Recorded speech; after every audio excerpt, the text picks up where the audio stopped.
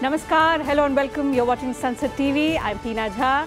You're watching the program Perspective, the show where we try and bring before you a 360-degree view on a subject of current significance to India and to the world as well. Our focus today is on India's journey towards self-reliance in the defense sector. Well, to give a thrust to Aatmanirbhar Bharat in the defense sector, Prime Minister Narendra Modi on Friday formally handed over indigenously designed and developed equipments to the Armed Forces Service Chiefs. HAL designed and developed light combat helicopter were handed over to the Chief of the Air Staff. Drones and UAVs designed and developed by Indian startups were given to the Chief of the Army Staff, and DRDO designed and Bharat Electronics Limited manufactured advanced electronic warfare suite for naval ships were handed over to the Chief of Naval Staff by the Prime Minister. And besides, the Prime Minister also laid the foundation stone of the 400 crore rupees project at Jhansi node of the UP Defence Industrial Corridor. In addition to Jhansi, the corridor has nodes at Agra, Aligarh, Chitrakoot, Lucknow and also Kanpur. For the Jhansi node, the state government has made nearly 1,034 hectares of land available. And the facility will involve an investment of 400 crore rupees, as I told you. So how significant will this defence corridor be as we strive to achieve strategic independence? How has the journey of becoming self-reliant in the defence sector been so far is what we will analyse on the show today with a distinguished panel of experts. Let me introduce them to you. I have with me in the studio Mr. Sunil Mishra. He's DG, Society of Indian Defence Manufacturers. And two panelists joining us virtually on the programme, Rear Admiral Kapil Dhir, Department of Military Affairs, Ministry of Defence, and Mr. Jayant Patil, Director and Senior Executive VP, Defence and Smart Technologies, L&T. Thank you, gentlemen, for joining me on the program today on Sansad TV. Admiral, allow me to begin the program with you. Let me get in the first word from you on the current development, the Prime Minister kick-starting the beginning of this very important defence industrial corridor in the Jhansi node today. How significant is it for defence production for the Aatmanirbhar Bharat initiative? The Defence Industrial Corridor is a significant step in our march to indigenization. You know, this was announced initially by the Finance Minister in 2018, and after that it was decided to set up two industrial corridors, one in Tamil Nadu and one in Uttar Pradesh. Why in Uttar Pradesh? If you look at it historically, in the pre-independence era, and even after that, Uttar Pradesh was a hub of manufacturing for the armed forces. A large number of ordnance factories are still based in the Uttar Pradesh. And there was a need felt that we need to consolidate our defense establishments so that we can support them with test and trial infrastructure there. So the aim of this corridor, of the Uttar Pradesh corridor, is to again revive the large MSME base of Uttar Pradesh to support defense manufacturing. As you have already mentioned, there are 6 nodes, and today the Prime Minister has inaugurated the Jhansi node with 400 hectares of land. Yes. Totally about 5,125 hectares of land is planned to be acquired for the defense industrial corridor. 1,300 to 1,400 hectares of land has already been acquired. Mm-hmm. In the investments at the time of launching in 2018, an investment of 3,700 crores is envisaged in these corridors, and about 1,100 to 1,200 crore has already been committed by the various industries. 54 industrial memorandum of understandings were envisaged at the time of launch. Of these, 22 proposals have already been implemented, and the industries are already setting up the base there. Yes. So this is a very, very large step where you actually see things translating on ground. And in the times to come, these defense industrial corridors will become one of our major bases or major areas where manufacturing will take place. I must make a mention about the Uttar Pradesh government, which has gone out of its way to provide a lot of benefits to the industries which are coming in there. in terms of subsidies in capital investment, land allotment, certification. They're also giving exemption and concessions in the duties, taxes, electricity duty, stamp duty, etc. These are very good steps how you incentivize the industry to start manufacturing in India. Absolutely. So in my opinion, both these industrial corridors are one of the major steps this government has taken to push indigenization in defense. Certainly. Mr. Mishra, so as we move towards modernization with indigenization, what is the kind of fillip that you see this very project having on the defense manufacturing ecosystem? Both these defense corridors, the one in Tamil Nadu and the one in Uttar Pradesh, both of them have been taken very seriously by the respective state governments and also, of course, by the central government. The intent of the government is very clear by the fact, just about a week back, the Raksha Mantri had gone to Lucknow and there was a meeting of full 3 hours with the Chief Minister and rest of the paraphernalia of the government present, along with those who had signed the MOUs. And the purpose was to review the MOUs and also find out what kind of difficulties, if any, are being faced by the entrepreneurs. That reflects the intent of the government and the seriousness of the government. Today, BDL has started with the foundation laying ceremony in Jhansi. BrahMos is another major investment which will come near Lucknow. Just a week back, another private sector investment with very specialized titanium alloys, etc. related investment has again come into Lucknow, which is the PTC Industries. So these investments which are flowing into the defense corridors are all very modern, very futuristic. And the good thing is that the journey has just begun. And I think a lot of private sector investment will flow into both Tamil Nadu and Uttar Pradesh. Okay. We on SIDM, the Society of Indian Defense Manufacturers, we have signed MOUs with both the state governments. And in Lucknow, we have recently opened an office with a resource dedicated to the UP Defense Corridor for the explicit purpose of hand-holding the entrepreneurs who come so that we can assist them wherever they need help in terms of understanding the defense procurement system. Certainly, but whether there are still some shortcomings that persist and how we can overcome them, I'll come back to you, Mr. Mishra, to understand all of that in greater detail. Coming to you, Mr. Patil, I've been told you've been associated with this sector since the mid-1990s. So obviously, you've seen a lot of changes over the decades that have taken place in the defense sector. So as an old-timer, what is the kind of transformation that you have seen since the 1990s to 2021, particularly when it comes to defense production, defense manufacturing, and the progress that we are making in enhancing our capabilities, indigenization with modernization? Teena, great question, and I must compliment you on that, because the mid-80s, when we entered into the defense sector for Larsen & Toubro, the only thing that anybody in the private sector could do was only doing research. It's for me more than 3.5 decades in this sector alone. And of course, those days, what one could do was DRDO, work with DRDO on the futuristic technology programs. And I must tell you, that has done enormously good for the Indian industry. There are out of 20,000 small industries that today exist in the defense sector, about 8,000 of them have been associated with the defense research.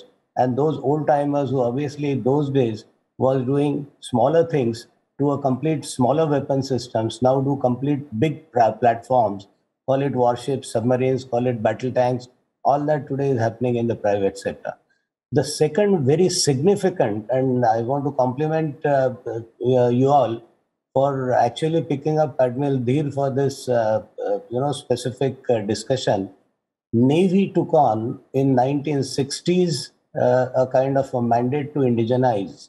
And by the time they started doing their own designs and development, came about early 80s, and that point onwards, enormous amount of indigenization of naval equipment happened. Now that allowed the private sector to play a role, because we were not producing and delivering a complete system like a warship. But if a public sector undertaking like Musgao Dock or a Garden Reach shipyard was doing that, we could make indigenous equipment and deliver it to these big shipyards. And that's exactly how the Indian Navy's indigenization we see is completely differentiated when we look at all the three armed forces. So going back in terms of time, mid-80s, it was only defense research, it was only Indian Navy. Of course, thereafter things started changing. We know in 2000, post-Kargil, there were very specific recommendations of the government that they received out of those post-Kargil committees, and the sector was open. I would say very sizably, the sector truly opened with the first of the RFPs that started coming into the private sector only in 2004-05. That was the financial year when there was any significant opportunity for industry to start bidding. And of course, at Larsen & Toubro, we actually do manufacturing in a formal sense with a license kind of a manufacturing, which the government of India allowed us to do and with a license for defense production right from 2004-05. Before that, obviously, we used to do defense manufacturing, but it was only for prototypes. It was only for Indian Navy's few numbers of equipment and systems.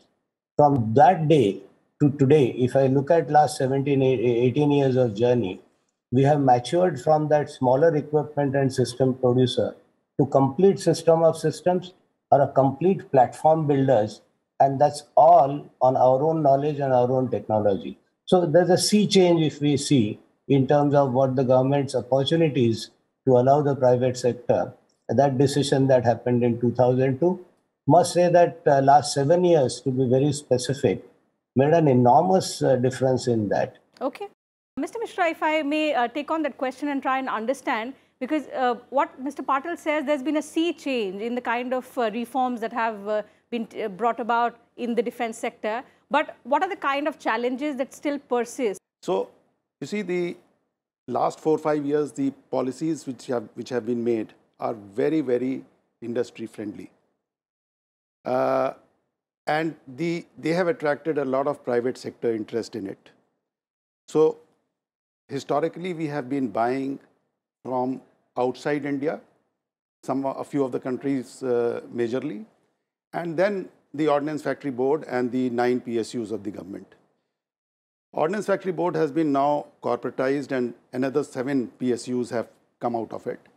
They are the large manufacturers of OEMs.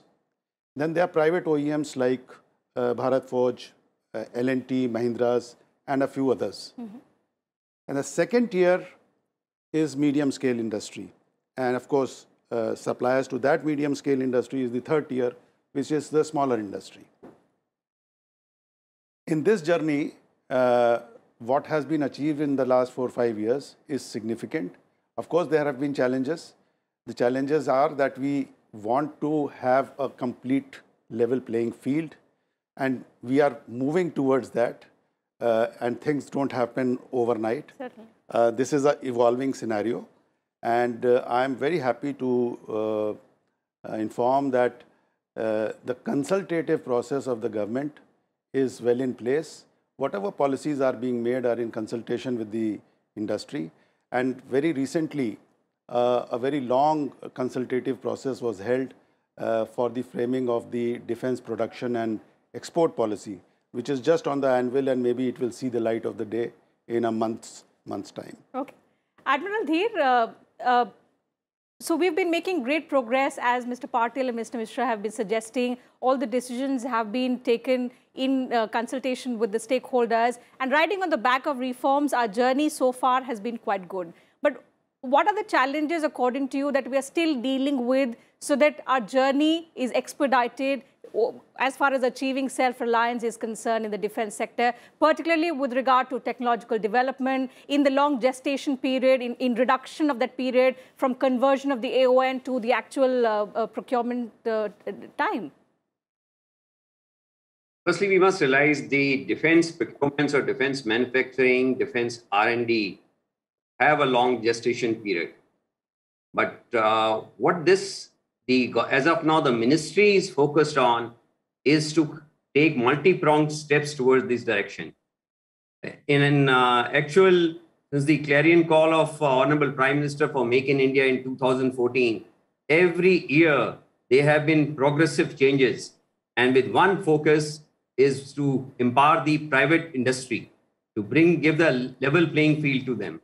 So if you see the DPP 2016 came out with a new category called Buy Indian IDDM, that is indigenously designed, developed and manufactured.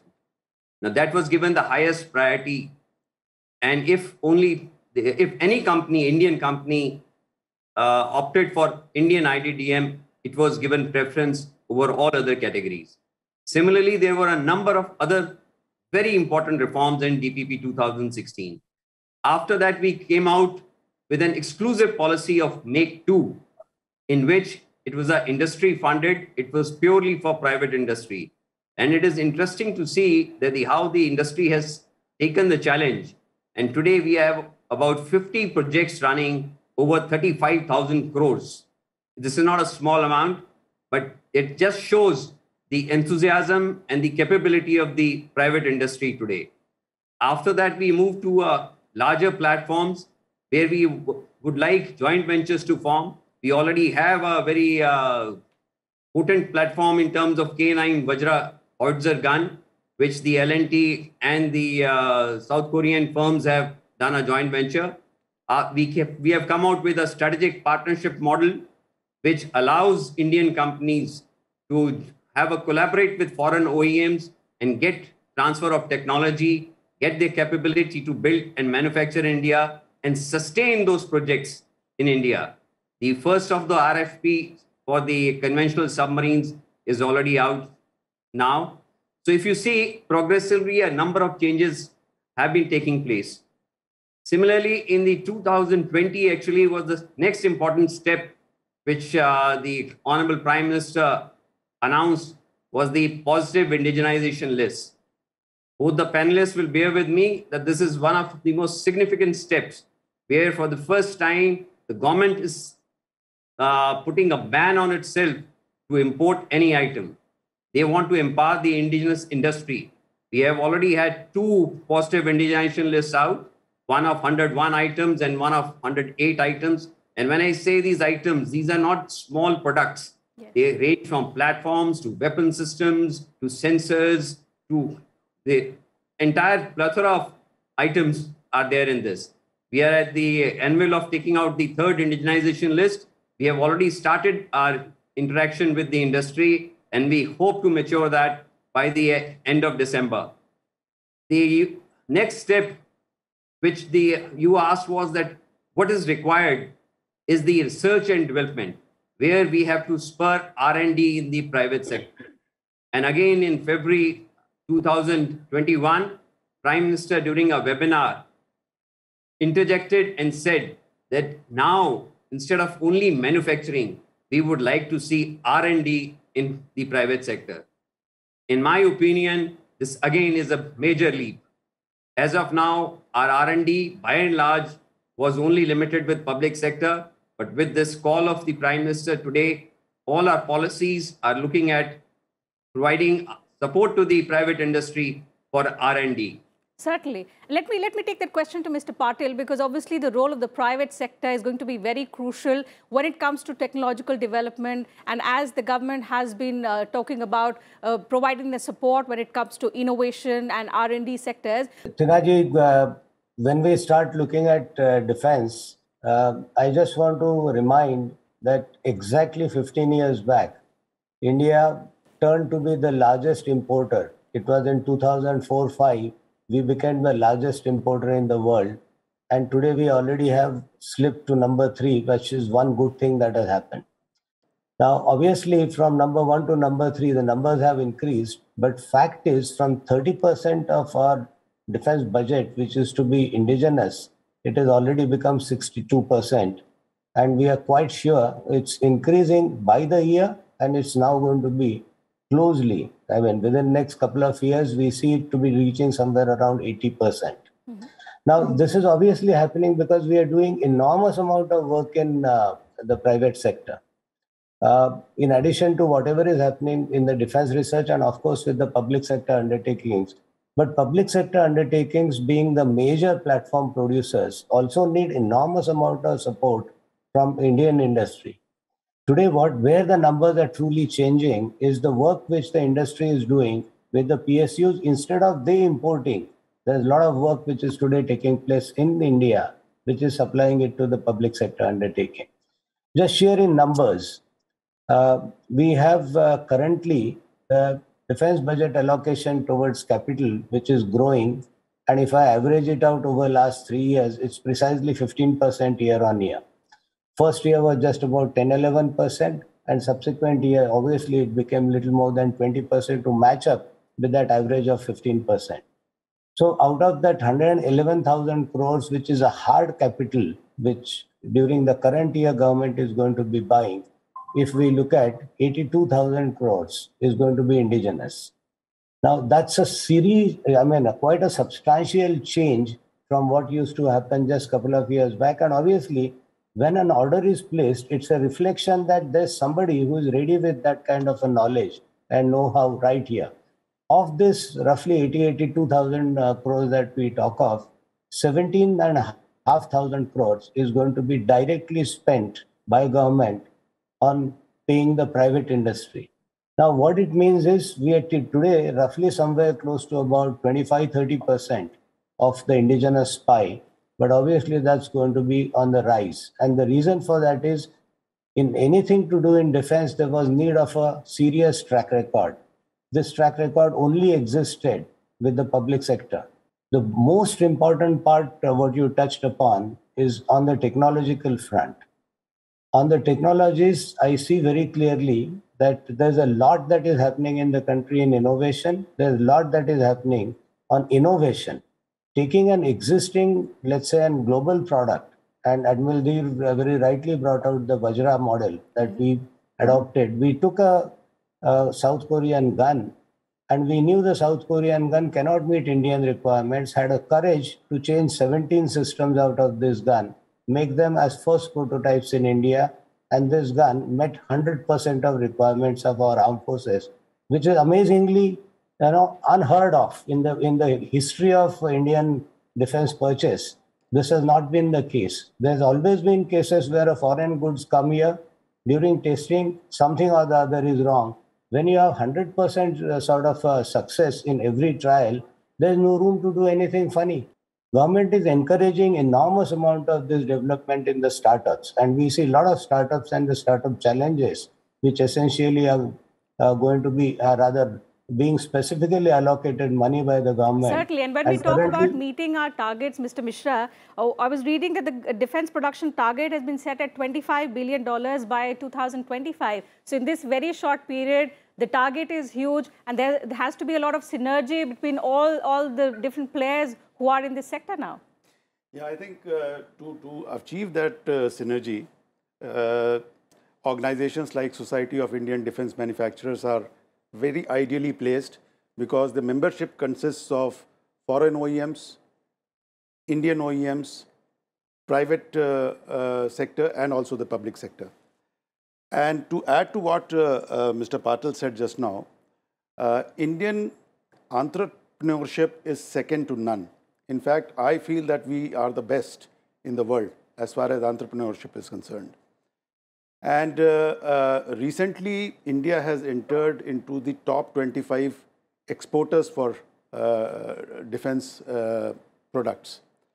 And with the policies getting so conducive for Indian private players, and this export, which I am saying top 25, is private sector led.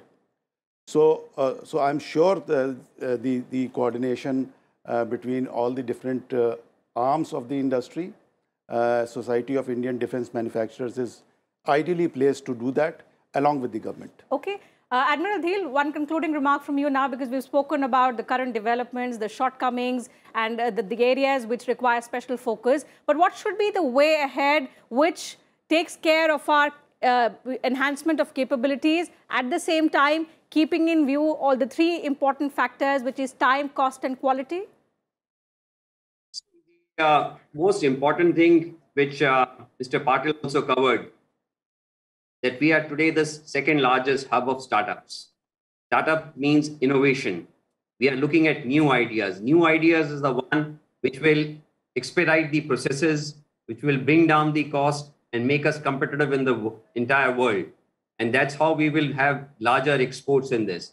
I'll just give you an example. Now, in the Make 2, if you look at how startups are being encouraged, or in the IDEX, the challenges where they are being encouraged, it is very heartening to see. We have set up a innovation indigenization organization with the 3 services. I'll give the Naval Indigenization and Innovation Organization in last 1 year has filed 30 patents.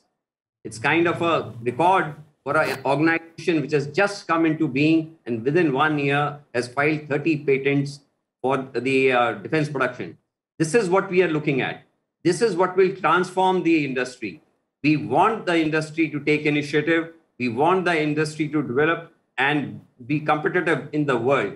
We are not only looking to have the industry meet our requirements, but we are looking the industry to meet global requirements. Absolutely. And when we aim at making India a defense production hub, and if we are to become the net security provider in the Indian security region, these are aspects that we must take into account. So time allows me to take up only that much on the discussion today. Thank you, gentlemen, for joining me on the program today and sharing your thoughts with us and our viewers. Pleasure having you on the show. Thank you, Mr. Mishra, for joining us in the studio today. Pleasure having you on the show as well. So with that, I'll have to call it a wrap on this edition of Perspective. Thanks very much for your time.